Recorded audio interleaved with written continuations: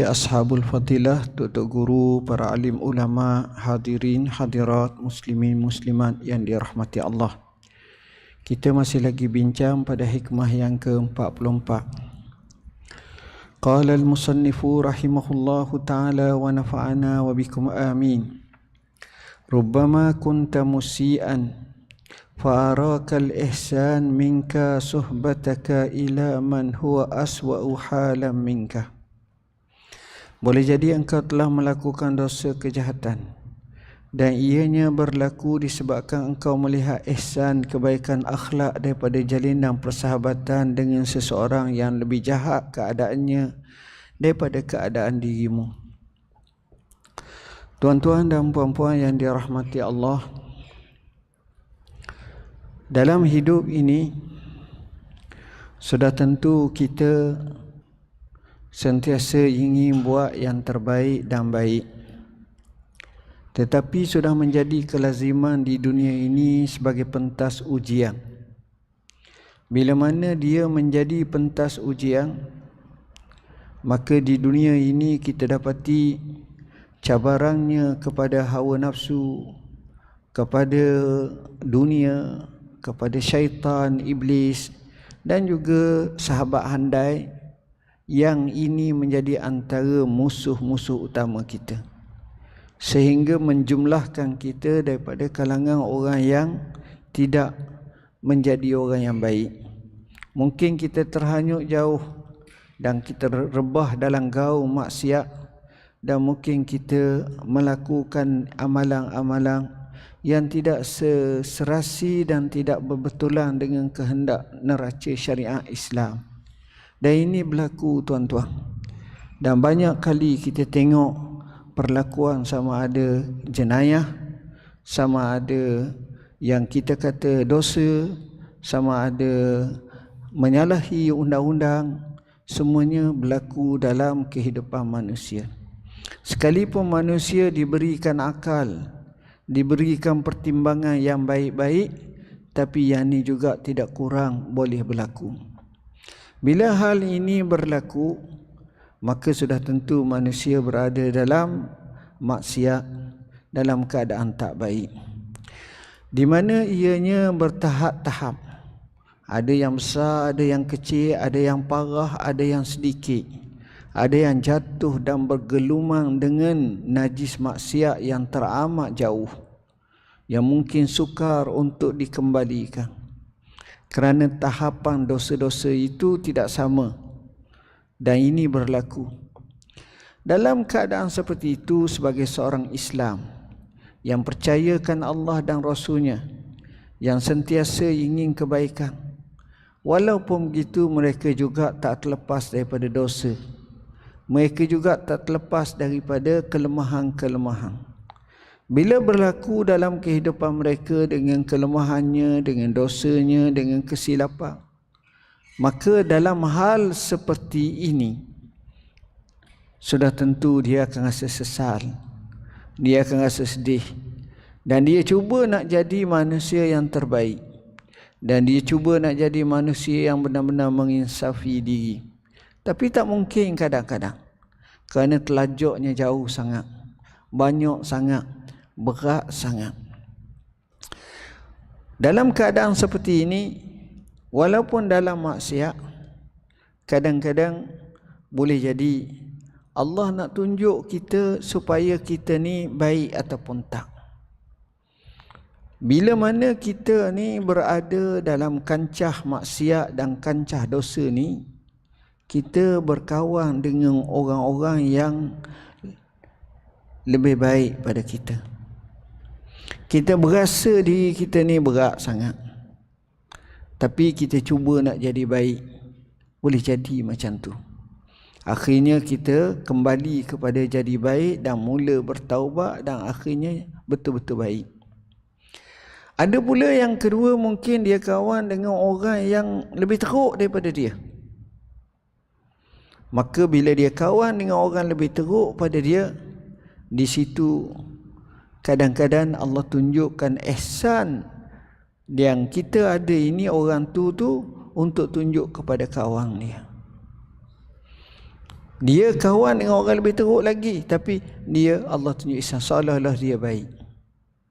Saya contoh paling mudah. Ramai di kalangan rakan-rakan yang masuk penjara. Saya tak kata masuk kerana terkhilaf, tersilap, tersalah, tapi saya maksudkan memang benar-benar dia melakukan jenayah. Bila masuk dalam penjara, apa yang berlaku bila dia masuk dalam penjara? Dia juga nak ibadah. Dia tengok orang dalam penjara, di mana kadang-kadang dia jadi tok imam dalam penjara. Dia tukang beri nasihat. Orang-orang sebelah dia ni tengok dia, kata, oi, lain tak awak ni. Saya ingat awak ni memang teruk sangat. Tak, rupanya awak ni kaki semayang, kaki ibadat. Tapi masa dia buat tu mungkin dia tersilap, tersalah langkah, kerana terikut sangat kepada hawa nafsu, hilang pertimbangan yang sebenar antara baik dengan buruk. Maka dia pun buatlah. Sebenarnya bila dia betul dalam keadaan seperti ini, dia benar-benar boleh jaga diri dia betul-betul, tengok lain. Duduk dalam penjara, dia mengajar, dia zikir banyak. Jadi orang penjara pun tengok, Allah, baiknya Datuk ni. Penjara kita ni ada, tuan-tuan, tak berapa nampak sangat. Kalau penjara di Arab, memang orang baik lajak pun ramai kau kena. Jangan main dengan tuduhan-tuduhan, dengan tahmahan-tahmahan. Kalau saya bariskan, ramai yang masuk penjara. Syekh Qardawi pernah masuk penjara, Syekh Muhammad Ghazali pernah masuk penjara, Syekh Abdul Hamid Kish pernah masuk penjara. Ramai sangat. Oi, ramai.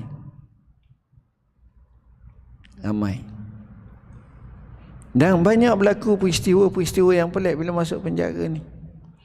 Baik. Jadi orang yang lain tengok dia ni macam baik, tapi sebenarnya dia tak baik. Ada lagi orang lebih baik daripada dia. Walaupun begitu, kerana Allah nak tunjuk macam tu, boleh jadi dengan sebab dia buat baik tu, akhirnya dia terikat sama dengan sifat baik. Banyak saya pergi ziarah, dengar orang ni duduk dalam penjara jadi tok imam, orang ni jadi ni, bila keluar jahat balik. Ada juga. Dia duduk dalam penjara, bukan penjara lah, macam ADK ke, kita kata agensi dadah, hak yang duduk dalam lokak dia tu, ataupun dia panggil apa sekarang ni, puspen ke apa, saya tak tahu dah. Dulu pusat serenti lah, pusat berhenti, duduk. Kalau kita pergi tu, insya-Allah, musim-musim maulid ke, musim-musim panggil kita ceramah, musim-musim hijrah ke, dia ada pasukan nasyid dia. Nasyid dia nyanyilah, nasyidlah ilahi lastul firdausi ahla. Dia pandai awak lagu. Berai yang hantar kita. Oh, sedap. Nasyid taubat ke apa benda ke gini-gini. Lepas tu dengar kata 4 kali dah masuk pula. Dia ni kali keempat ni. Biasa. Kenapa? Kerana masa tu dia dalam suasana yang baik, dikawal, dalam keadaan ada peraturan. Walaupun mungkin dia langgar sebahagian tu, tapi tak apalah. Maknanya dalam kalangan-kalangan tu dia mengaji, dia ajar Quran, dia pun ingat masa dia kecil dulu dia belajar yang dia boleh betul makhraj budak-budak ni, orang ni, orang kata panggil dia cikgu. Kadang-kadang cikgu gurau dengan dia pula, orang gurau pula dengan dia, orang panggil dia tuan guru. Namanya tuan guru. Sama-sama dia tuan guru. Siapa dia tuan guru? Tuan guru masuk pula. Masuk pula ni. Kali lapang lah. Masuk pula. Sebab jiwanya lemah ketika menghadapi dada, ketika di dunia. Biasa tuan-tuan. Biasa. Jarang orang tu masuk penjara. Dia lah kali masuk tu kali pertama, kali terakhir kena kidadah. Jarang. Biasanya repeat. Repeat tu banyak kali lah. Siapa orang ni berkata, Allah, hang kau janji dah dengan aku dulu. Ni ustaz hak luar lah, ustaz hak luar ni. Ustaz luar tak berapa lebat sangat, tak berapa lebat. Macam dia ni kadang-kadang tak lebat macam dia, tapi kata hang kau janji dengan aku tak nak masuk dah. Allah tak tahu ustaz. Dia sendiri ni, boleh jadi macam tu. Semuanya ni nak gambarkan kepada ni orang. Cuma kita ni kalau kita tengok orang ni, kadang-kadang kita walaupun ada peluang kebaikan, bila orang tengok kita ni baik, husnuzan baik orang tu kita ambil. Husnuzan baik orang tu kita ambil dan kita jadikan dan tempatkan kita ni biar jadi baik. Kita buat macam tu. Tapi kalau kita biarkan dan kita sia-siakan, kita maknanya masih lagi di takut yang sama dan kita rasa selesa. Bila selesa ni masalah. Bila selesa ni masalah. Hidup ni macam tu. Kalau duk rasa dah selesa, dah okey, nak kata maju, tak maju, nak kata okey, tak okey, nak kata teruk, tak teruk. Jadi gitu je lah. Dan pattern ni banyak berlaku pada orang kita, jenis orang Melayu ni. Kebanyakannya dia nak ke apa depan sangat tak kira, nak ke belakang tak juga. Jadi dia macam tu lah. Dia bukan jenis memimpin macam Arab ni, tak. Arab ni jenis memimpin. Orang putih ni tak, dia cuba memimpin. Orang Jepun ni tak, dia cuba memimpin. Orang Cina ni tak, dia cuba memimpin. Dia ni berani, kita ni tak. Tak apa lah, selesa dah. Okey tu Syekh. Mung pun tak boleh tara ni. Habis dia pun jadi seronok. Mari pula perangai relax berada. Buat lebih-lebih pun kan. Jadi benda-benda macam ni suasana tu berbeza. Dalam apa suara sikit. Tapi benda ni bukanlah tak boleh. Bila dia bergaul betul-betul dengan puak-puak tu, jadi pula, berjaya pula. Sebab tu saya duk berhati orang Melayu kita ni, hak hebat-hebat ni, dia kalau hak Kelantan tu, Terengganu Kedah ni, dia kalau duduk di Kelantan Terengganu Kedah, dia dah hebat. Yang dia tak gawa itu ya. Jadi yang tahu. Jadi nak hebat ni dia pergi KL. Dia nega pun hebat. Dia jual pun hebat. Dia jadi di Putrajaya tu bukan 4 orang. Ingat 40,000 orang. Ramai. Hak tinggi pun ramai, hak hebat-hebat ramai. Kawan saya tuan-tuan seorang semalam saya pergi ceramah. Saya kejut. Beria sangat nak ajak pergi Kedah dia. Sudah ceramah saya memang nak balik awal. Dekat je Ampang. Oh, kata tak apalah, nama dia Ibrahim. Ustaz, saya panggil Ustaz lah, Ustaz Haji dia. Belajar sama Syria. Masa saya buat master tu buat BA, buat biasalah. Tapi baguslah, orangnya baik. Baik sangat. Umur pun sebaya. Ajak pergi Kedah. Cerita Allah, Masya Allah. Kedah ada. Anak-anak kerja dengan dia. Anaknya 4 orang kerja dengan dia. 4 kali. 4 kerja dengan dia. Masya Allah. Kedah ni pula dia buat kemah. Pasang kemah. Ada orang Kedah tu mari kat dia. Dia gelerang. Dia buat kemah. Catering dia ambil orang tu. Orang tu pula bila dapat catering panggil dia camping. Jadi rapat. Orang tu asal orang Singapura kata. Singapura ke apa. Orang ni pula rasa tak apa gerak dah, tua dah. Orang panggil dia, awak ambil Kedah saya. Taksi. Ambil taksi. Ambil sampai 3 kali offer. Temu hari ni gini lama. Akhirnya entah macam mana dia pun ambil. Bayarlah 80 gitu, capur renovate gini-gini. Kedai makan, corner lock. Lepas tu dia ambil, dia pun adalah renovate sikit. Ni. Dengan nasi khabu ada, laksa ada, nasi dagang Kelantan. Nasi dagang saya tengok Kelantan, kata okey. Hak lain boleh nasi dagang, saya kena Terengganu. Hak tu lain. Lepas tu tengok, Masya Allah, berjaya. Kata, anak-anak kerja dengan dia semua belajar you kerja dengan dia. Hak jaga cashier. Lelaki so. Lepas tu hebat kadang-kadang kita tengok Allah bagi. Dia pun ngajar. Buat travel agent pula. Pergi semua. Tah Mekah ada, tah New Zealand ada, tah ni ada. Percaya. Tak cukup dengan tu pula. Dia buat lori hak camping tu buat lagi. Sekarang ni Gomo 2 lah. Buat hak bahagian pasang khemah, buat catering pula. Hidup tenang. Anak pertama kerja dengan dia, kedua kerja dia, ketiga kerja dia. Ada seorang lah tengah belajar saya. Tu 4-5 orang. Kata Allah bagi. Hidup tenang. Tak ada masalah apa. Jadi senyum je. Ambil pula anak-anak sepupu sepapa anak-anak ni kerja. Oh, bagus. Saya kata bagus kata. Jadi tuan-tuan, kita dalam hidup ni macam tu. Kalau zon selesa, kita tak ke mana? Kita akan rasa Allah seronoknya. Gitu je lah.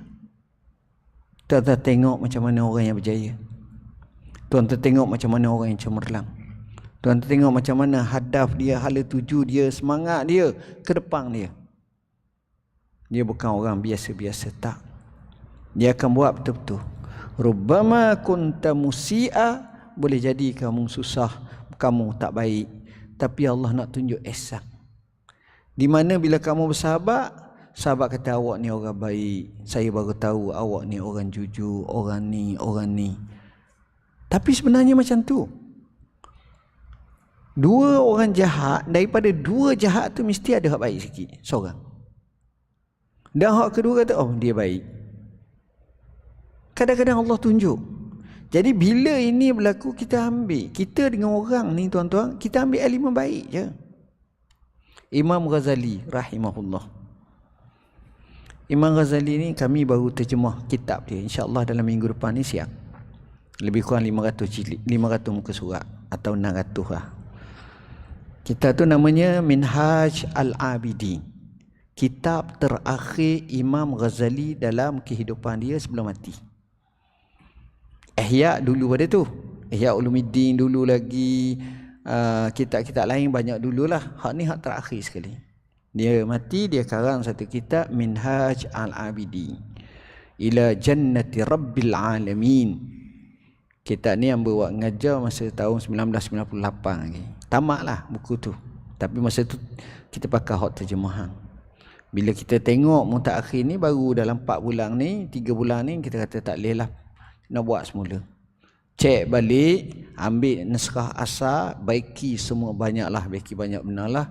Mana-mana hadis, mana-mana ayat Quran, takhrij, tafsir balik, kata-kata ulama, tengok balik, buat kemah betul-betul. InsyaAllah saya ingat dalam masa sebulan ni siap lah. InsyaAllah kalau tak ada arang. Jadi Imam Al-Ghazali rahimahullah, dalam kehidupan dia, dia lahir tahun 450 Hijrah, mati 505 Hijrah.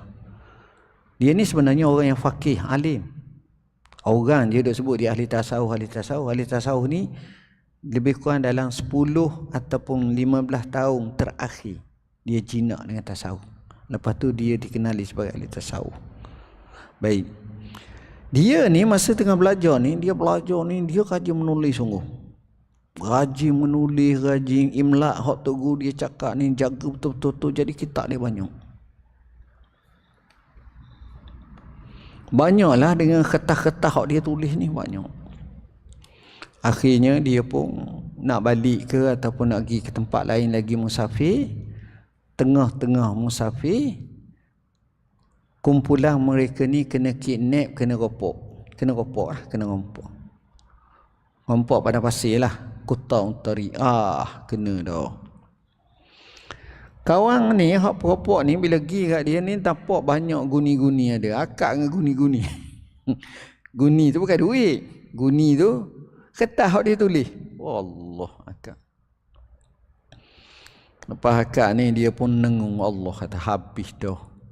Aku duk 2-3 tahun, 3-4 tahun duk belajar, duk menulis, duk imla, duk ni habis dah ni.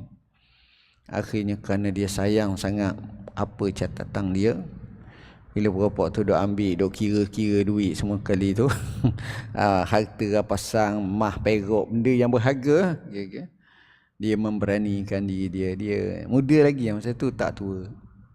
Dia pergi, tuang minta maaf banyak-banyak. Saya ni pelajar ilmu. Jadi hak tuang ambil dengan saya tu kertas hak saya tulis catatan. Kalau tuang ambil habislah saya. Kata orang tua ni, kata siapa dia nama? Kata peropok ni. Lanung ni kata apa?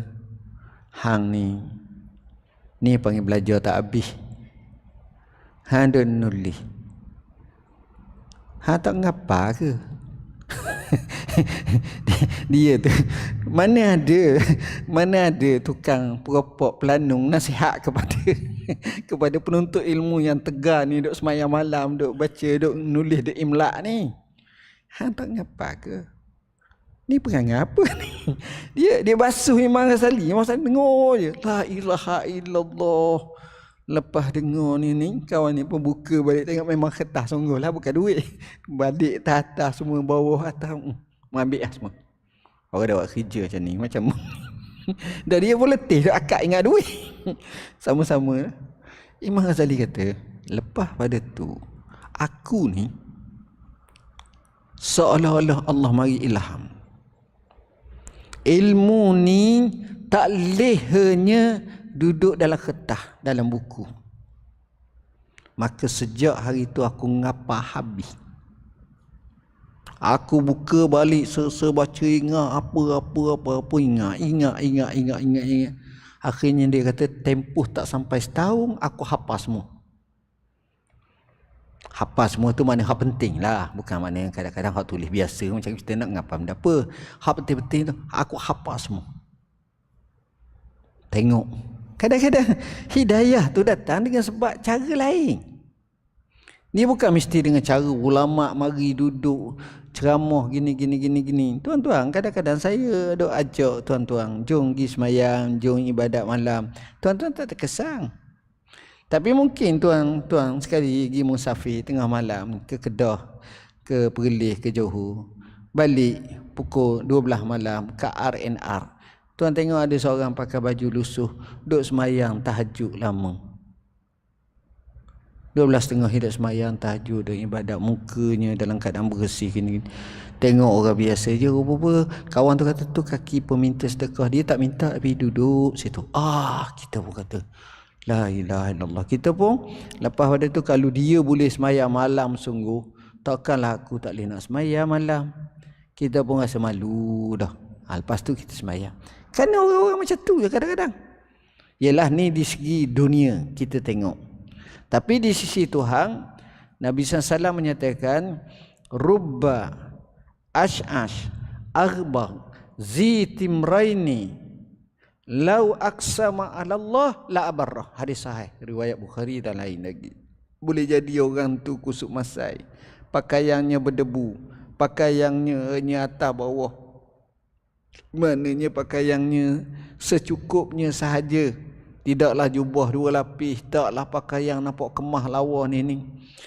Disebut lagi madfu'um bil abwab. Kalau dia pergi ke rumah orang, ketuk pintu orang tutup balik, halau dia. Nak minta minum air sikit sedekah, orang tak ikut dia. Tapi lau aqsama la ala Allah la abarrah, kalau dia bersumpah atas nama Allah, Allah akan tunaikan. Dia kata gini, Allah turut. Sebab apa? Sebab dia ni hamba Allah. Sebab dia ni ikut perintah Allah. Sebab dia ni benar-benar takwa pada Allah. Akhirnya Allah tunaikan hajat-hajat dia. Dan ini berlaku, tuan-tuan. Dan ini berlaku. Seterusnya kita tengok yang ke 45. Disebut qala al-musannifu rahimahullahu ta'ala ma qalla amalun barizun ma qalla amalun baraza min qalbin zahidin wala kasura amalun baraza min qalbin gharibin. Tidaklah dianggap kecil ataupun sedikit suatu amal kebaikan apabila dilakukan dengan ikhlas, dan tidak pula dianggap banyak amalan jika tidak disertakan niat ikhlas kerana dipengaruhi oleh dorongan hawa nafsu. Tuan-tuan, dalam bab ibadat ni ataupun amalan ni, semua ni kita pada pandangan kita ni ada peringkat pertama, ada 2. Peringkat pertama kita akan tengok orang ni amalan banyak, orang ni amalan sikit.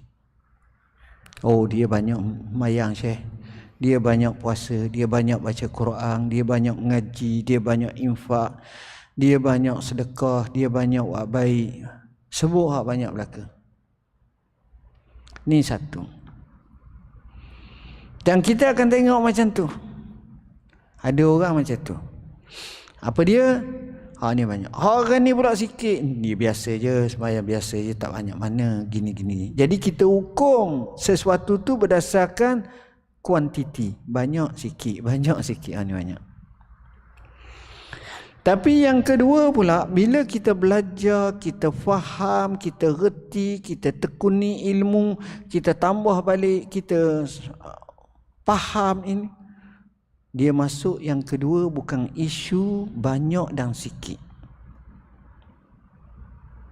Tapi masuk isu yang kedua, isu dari segi kualiti tu. Orang tu Masya Allah dia sembahyang, nampak tertib je sembahyang. Banyak nampak dia sembahyang lama, nampak dia sembahyang tu baguslah. Yang kawan kita ni, kita pula sembahyang banyak tapi laju lah. Dia ni tak. Dia sembahyang, dia ibadat, dia tekuni, dia hayati, dia amali, dia imani, dia fahami betul-betul. Jadi lain. Maka di sini orang akan tengok. Peringkat kedua, dia akan tengok berdasarkan kualiti. Tadi kuantiti, kualiti, nilai, mutu. Hak ni baik, hak ni tak baik. Ini peringkat ni memang hebatlah, kualiti. Dan Islam sebut kualiti mengatasi kuantiti.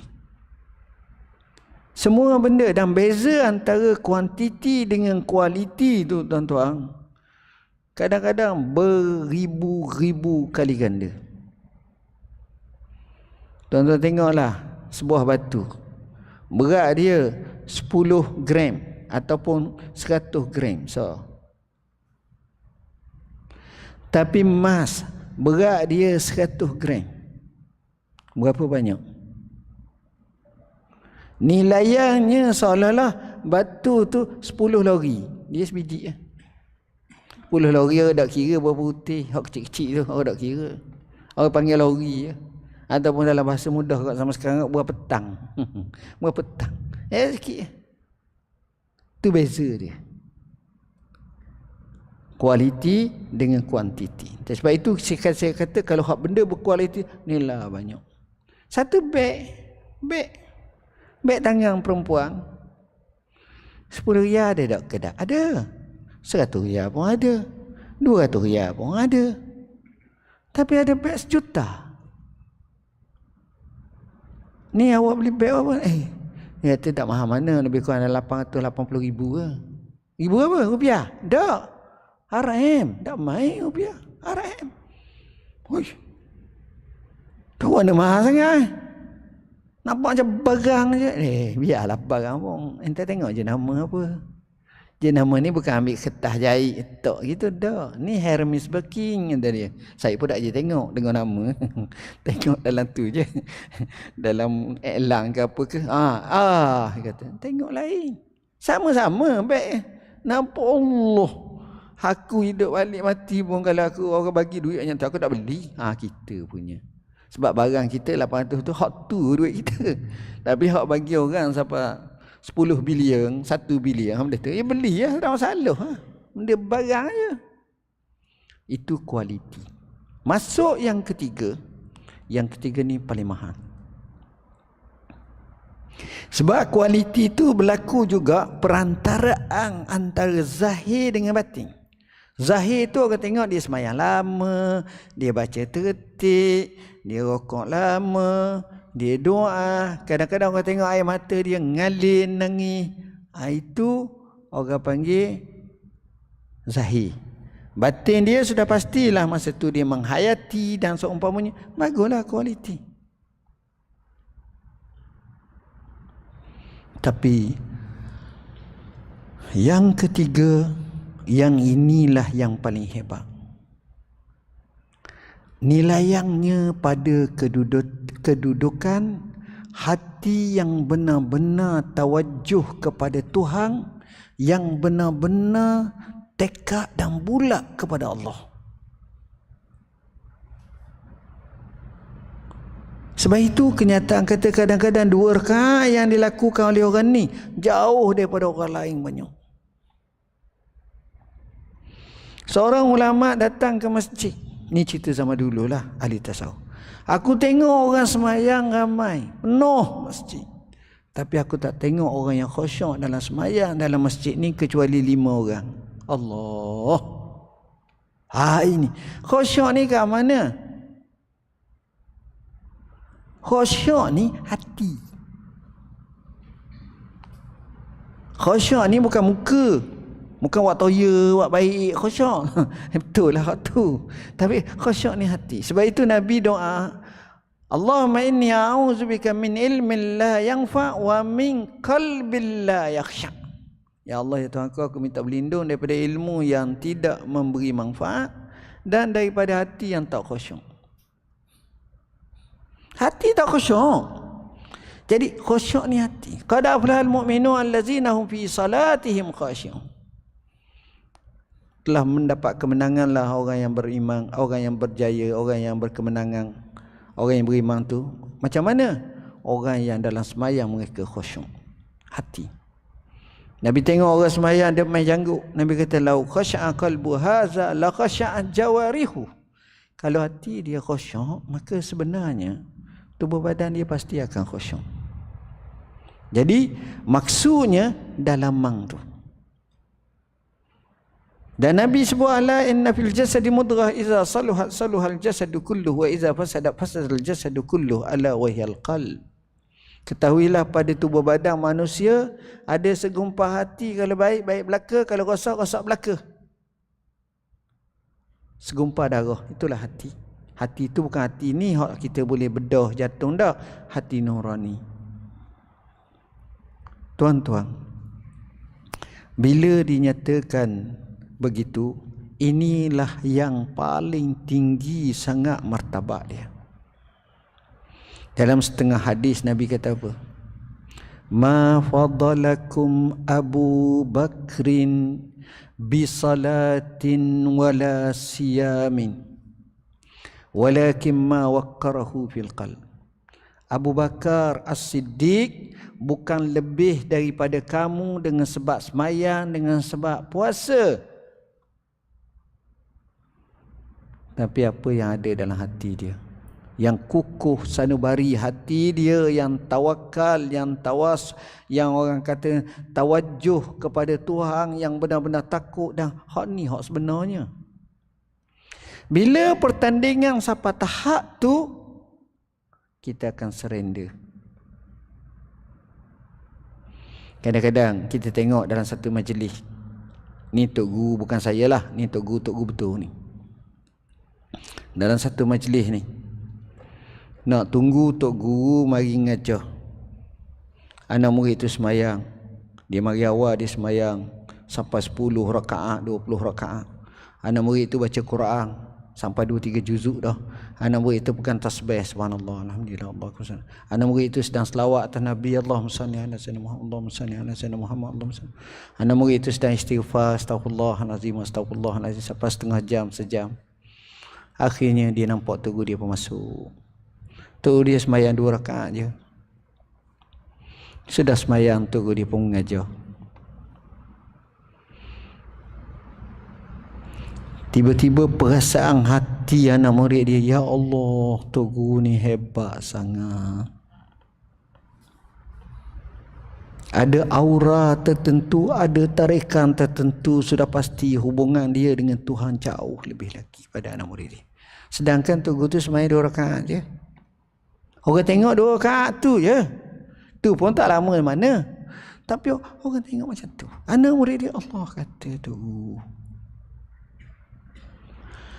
Kerana bukan lagi perbandingan macam saya kata bab semayang tadi, bab ibadat tadi. Hak tu memanglah. Hak pertama tadi kita tengok dari segi kuantiti. Hak kedua kita naik lagi peringkat kualiti yang zahir ni. Yang ketiga ni hati. Dan hati ni bukan ajaran sesat pula. Ajaran sesat ni yang pentingnya jaga hati ya Syekh. Semayang dok, puasa dok. ni perangai tak. Tak betul. Syariat tak jaga lutut calak, lutut nampak ni, buka aurat, itu tak betul. Isap rokok ni tak boleh. Islam tak ajar macam tu. Jadi orang macam ni tuan-tuan, kalau kita tengok bila dah hati dia besar-besar betul-betul sungguh, kita akan tengok dia jauh tinggal. Dia jauh tinggal. Banyak kisah-kisah kalau kita tengok ni penting. Kerana itu bila dah orang yang seperti ni, amalan dia kita nampak tak banyak, tapi sebenarnya jangan anggap enteng. Bahkan di sana ada unsur namanya barakah. Kadang-kadang kita tengok seorang orang tu nampak baik je, memang baik. Kata Tuhan turun doa kat saya, dia pun doa, ya Allah ya Tuhanku, ampunlah dosa kita ya Allah, mudahlah segala hajat sahabat kita ni, amin. Bagangnya kita terasa perubahan hidup kita satu. Kita sendiri berdoa sampai 2 jam, ya Allah ya Allah ya Allah ya Allah, tapi tak berlaku. Tapi orang ni doa. Boleh jadi kita doa dengan tamak, dengan keadaan tak betul. Kawan ni doa dengan ikhlas betul, tak ada masalah. Okey. Ini dia. Kerana itu mereka ni dia berada dalam ukuran ataupun indikator yang lain. Macam kita duk ingat tau. Orang yang kuat semayang malam, banyak puasa siang hari, duk zikir, duk tasbih, duk sedekah ni, bagus. Memang bagus. Siapa kata tak bagus? Tapi ada seorang tu, hamba tu dia biasa je. Dia bukanlah orang yang hebat sangat, tapi dia ada sasaran yang hebat. Sasaran dia pergi ke masjid. Ialah dia bukan orang miskin, orang kaya, tapi bukanlah kaya-kaya sangat. Dia pergi ke masjid. Setiap bulan biaya masjid tu orang semayang, kalau Jumaat sampai 4,000 orang, dia tukar bayar. BAP dengan kata 10,000 sebulan, dia bayar. Biaya dengan kata 500 sebulan, dia bayar.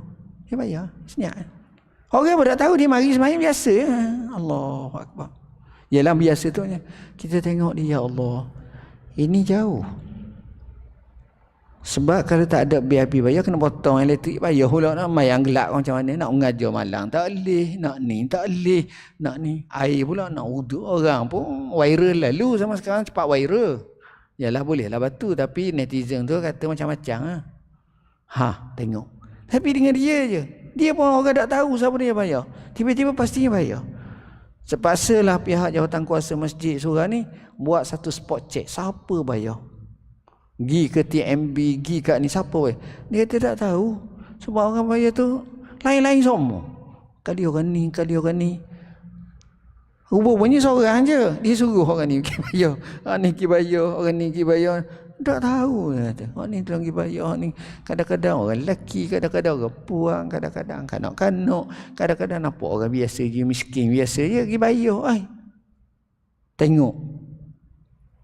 Dengan sebab sebulan orang semayang 3,000 sekali semayang untuk Jumaat, campur dengan semayang sunat lain, campur dengan campurnya qada hajat, buang air, lepas tu ambil wudu, campur pula boleh pasang ni.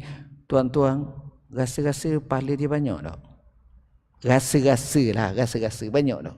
Banyak. Sebab dia masalah ammah. Dan masalah ammah ni pula masalah ammah khasah untuk ibadat. Jarang orang pergi masjid ni sudah ambil air semayang, sudah qada hajat, lepas tu pergi merokok ke, pergi curi ke. Dah naik atas ni mai semayang. Mai semayang lah. Tengok. Baik dah. Sebab itu dalam bab fiqh aulawiyat kita tengok fiqh keutamaan. Benda kecil macam kita mari sini. Mari sini kita belajar, kita tahu Allah, tahu ni maha. Kita tahu, tapi kadang-kadang kita rasa okey ke tak. Tapi bila bagi, gini rupa-rupanya, caranya lain. Ini akan mendekatkan kefahaman kita. Ini pun baik tuan-tuan. Tapi yang kedua dia kata, bukanlah banyak amalan yang keluar daripada hati yang tamak. Apa makna? Maknanya kita nampak perlakuan yang dilakukan tapi orang tu tak bersedia untuk mengabdikan diri kepada Allah dengan seikhlas mungkin. Tak jadi. Kadang-kadang orang kata kau ni buat-buat je. Kau ni bukan ikhlas lagi. Kau ni bukan betul sangat. Macam-macam takwilang. Wallahu a'lam. Bismillahirrahmanirrahim.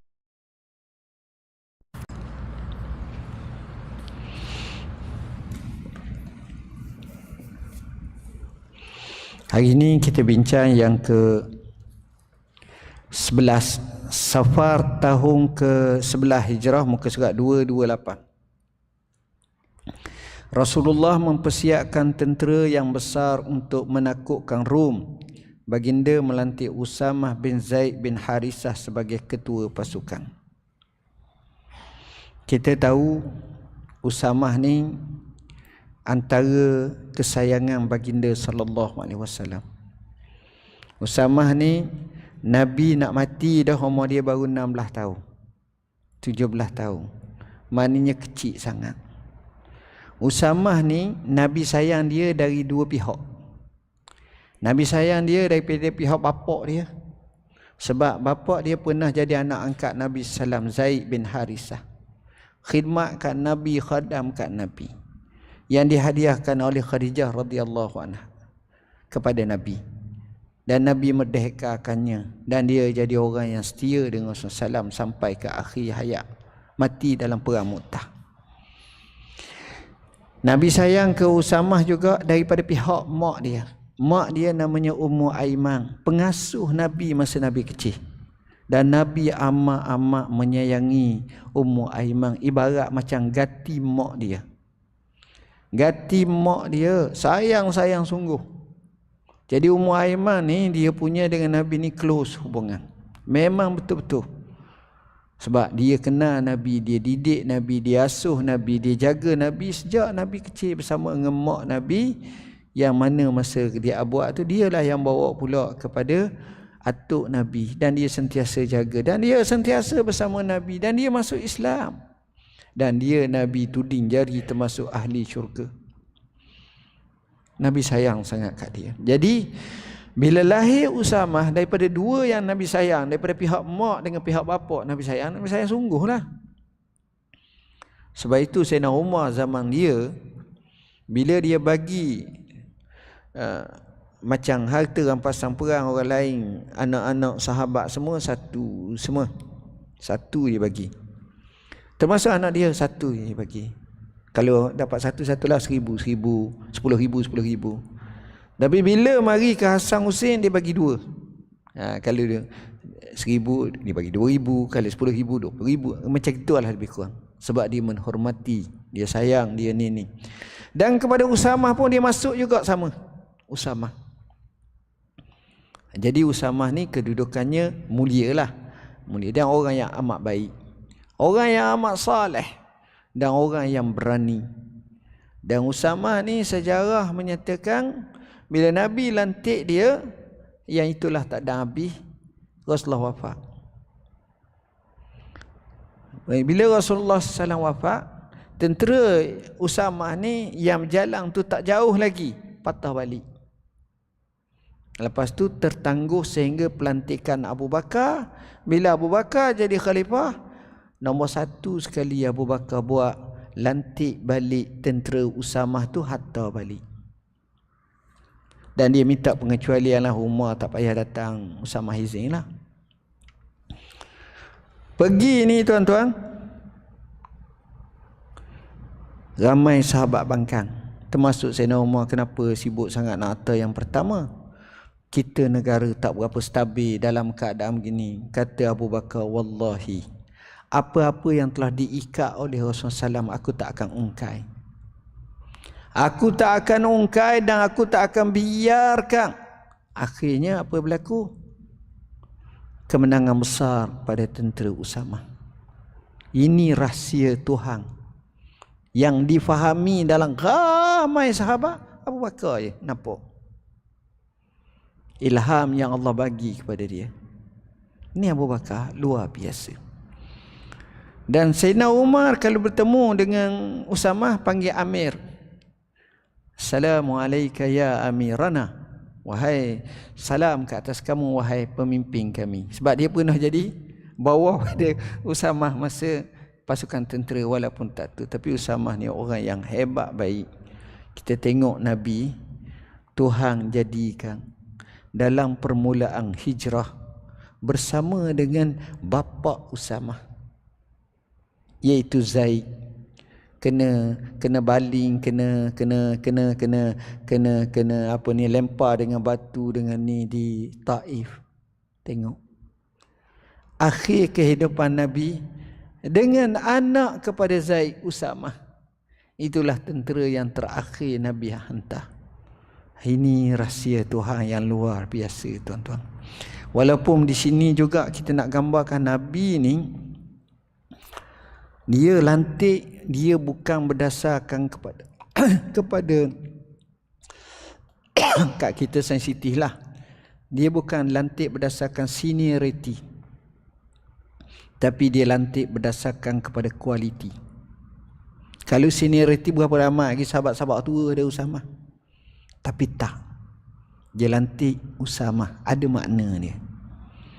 Artinya Nabi telah membina generasi-generasi muda jauh ke depan. Semua hebat.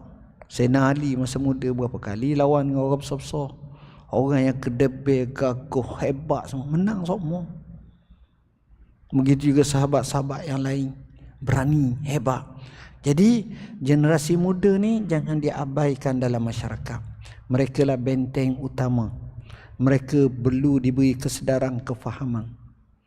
Sehingga orang kata Allah sayang orang tua beribadat, tapi Allah lebih sayang dan suka orang muda beribadat. Allah benci orang muda melakukan maksiat, tapi Allah lebih benci orang tua melakukan maksiat. Itu beza. Jadi daripada situ kita fahamlah tentera Usamah ni Allah hantar dia, Nabi hantar dia, dan akhirnya Sayyidina Abu Bakar hantar kemenangan yang besar. Wallahu a'lam. Bismillahirrahmanirrahim. Alhamdulillahirabbil alamin. Wassalatu wassalamu ala asyrafil anbiya'i wal mursalin wa ala alihi wa sahbihi ajma'in. Allahumma faqihna fid din, alimna ta'wil. Allahumma ja'alna minal ladzina yastami'una al-qawla fayattabi'una ahsanah. Allahumma akrimna wa la tuhinna wa atina wa la tahrimna wa asirna wa la tusir alaina wa ardina warda anna. Rabbana hab lana min azwajina wa zurriyyatina qurrata a'yun waj'alna lil muttaqina imama. Wa sallallahu ala sayyidina Muhammadin wa ala alihi wa sahbihi wasallam. Walhamdulillah. Taqabbalallahu minna wa minkum.